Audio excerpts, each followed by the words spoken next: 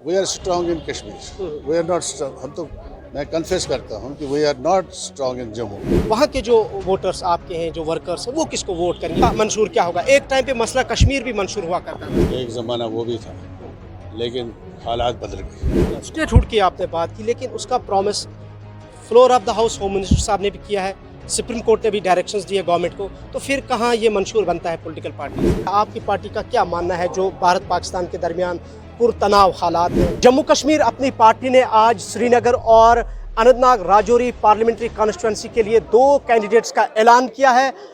और इस वक्त हमारे साथ हैं अपनी पार्टी के सीनियर लीडर और पार्लियामानी अफेयर्स कमेटी के चेयरमैन दिलावर मीर साहब। बहुत शुक्रिया मीर साहब आपके वक्त का। आज 2 कैंडिडेट्स का ऐलान किया गया है, लेकिन बारामूला का इसमें कोई अनाउंसमेंट नहीं की गई, क्या वजूहत है अभी? देखिए, बारामूला का इलेक्शन जो है, बारामूला का पार्लियामानी कॉन्स्टिट्यूंसी का, वो 26 मई को हो रहा है और इस सिलसिले में अभी काफ़ी टाइम है और हमने उस सिलसिले में आपस में मशावरत करनी है और फैसला लिया जाएगा। मीर साहब, जम्मू के लिए आपने कैंडिडेट्स का ऐलान नहीं किया, क्या आप वहाँ कैंडिडेट्स नहीं उठाना चाहेंगे या आपने वहाँ स्किप किया है या देर बाद ही करेंगे? स्किप नहीं किया है, क्योंकि जम्मू प्रोविंस में हमारी पार्टी की उतनी मजबूत साख नहीं है। लिहाजा अगर किसी कैंडिडेट को हम फील्ड करेंगे तो वो मजाक बन जाएगा।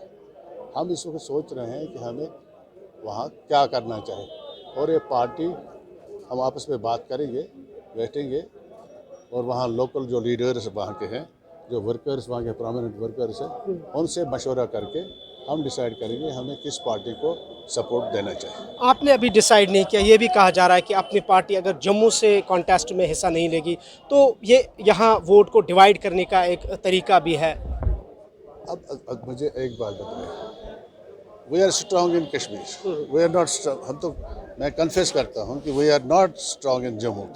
इसलिए मैं कहता हूँ कि हमने यहाँ पे लड़ना है, वहाँ पे हम नहीं लड़ सकते हैं क्योंकि हम वहाँ पे कमज़ोर हैं। तो पिछले 3-4 साल से जो आपने मेहनत की है जम्मू में, कश्मीर में, वहाँ के जो वोटर्स आपके हैं, जो वर्कर्स हैं, वो किसको वोट करेंगे? वो किसके साथ? मैं वही अर्ज कर रहा हूँ ना, वहाँ के लीडर से, वहाँ के प्रोमिनेंट वर्कर से हम बात करेंगे और ये डिसाइड करेंगे कि चूँकि वहाँ पार्टी की साख्त इतनी मजबूत नहीं है, लिहाजा हमें किस पार्टी को सपोर्ट देना चाहिए। थर्ड फ्रंट की बात हो रही थी, लेकिन कल गुलाम नबी आज़ाद साहब ने कहा कि आपस में जो कंसेंसस है वो नहीं हो पाई। थर्ड फ्रंट के बारे में बताएं, क्या वजूहत बनी कि वो एस्टैब्लिश नहीं हो पाया? थर्ड फ्रंट की बात आप दुरुस्त कह रहे हैं कि जहाँ तक गुलाम नबी आज़ाद का ताल्लुक है, बातचीत चल रही थी उनके साथ, लेकिन इसमें लास्ट मिनट पे कौन सी हिच आ गई वो गुलाम नबी आज़ाद साहब ने जाहिर नहीं की। उन्होंने अपना फार्म अलहदा भर दिया, हम उनसे पूछे बगैर, और जिस तरह से अलायंस का जो हमारा मनसूबा था वो फेल हो गया। मीर साहब, चूँकि आप इससे पहले PDP में थे, क्योंकि सीनियर लीडर है आप, जब भी यहाँ इलेक्शंस हुए, चाहे पार्लियामेंट के हों चाहे असेंबली के हो, एक मंशूर लेके सियासी जमातें लोगों के पास जाती थी, लेकिन अब इस बार 370 नहीं है, 35A नहीं है दफ़ात, या फिर इस वक्त जो है LG का रूल है, कहाँ हम सदर रियासत से LG तक पहुँच गए। और इस वक्त क्या मंशूर क्या होगा? एक टाइम पे मसला कश्मीर भी मंशूर हुआ करता था सियासी जमातों का। देखिए, इसमें कोई शक की बात नहीं, एक ज़माना वो भी था, लेकिन हालात बदल गए। हालात जो कि बदल गए, अब कश्मीर के लोगों को इस वक्त क्या चाहिए? यहाँ के कश्मीर के लोगों को अमन चाहिए, नंबर 1, डेवलपमेंट चाहिए, नंबर 2, अनएम्प्लॉयड यूथ हमारा जो लाखों में है, उनके लिए रोज़गार चाहिए, उनके लिए नौकरियाँ चाहिए, ये सिलसिला नहीं रहना चाहिए, वो हमारा मंशूर है। और फिर जो भी जो स्टेटहुड है, statehood is the main concern, state we should get it back. Statehood की आपने बात की, लेकिन उसका promise floor of the house home minister साहब ने भी किया है, सुप्रीम कोर्ट ने भी डायरेक्शंस दिए गवर्नमेंट को, तो फिर कहाँ ये मंशूर बनता है पॉलिटिकल पार्टीज़ का? क्यों नहीं? हमें देखिए, जिन्होंने हमसे ये छीना उनसे हमने मांगना है ना। लेकिन वो तो कहते हैं हम देंगे। कब? लेकिन ये देखना है कि कब देंगे। We have to pressurise them कि नहीं सर, वी शुड गिव। मतलब आपका मतलब कि पार्लियामेंट पहुंचकर हम आवाज़ बुलंद करेंगे? अगर उन्होंने इलेक्शन से पहले नहीं दिया तो हम उनसे कहेंगे कि नहीं, ये दे दीजिए। अगर नहीं दिया तो पार्लियामेंट में हम आवाज़ उठाएंगे कि नहीं साहब, आपने प्रॉमिस हमसे किया है, वादा किया है, आप वादा बंद हैं, हमें स्टेटहुड वापस मिलना चाहिए।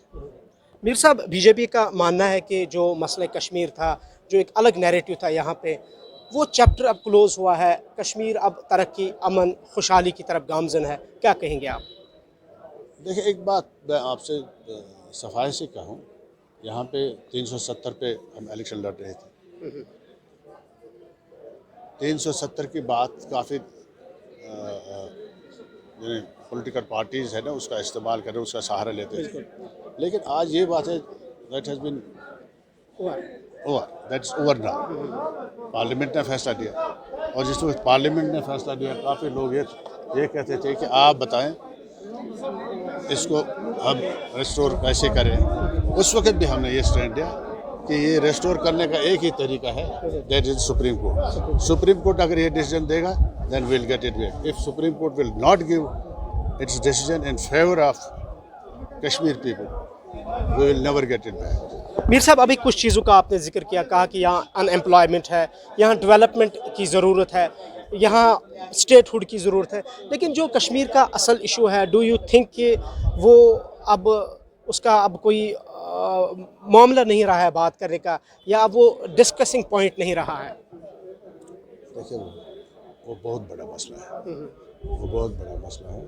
वो कब हल होगा, कब नहीं होगा, इट विल टेक टाइम। और ये खासकर ये गवर्नमेंट ऑफ इंडिया को देखना है कि यहाँ हालात कैसे रहेंगे, कैसे रहेंगे, और उनकी चाहत क्या होगी।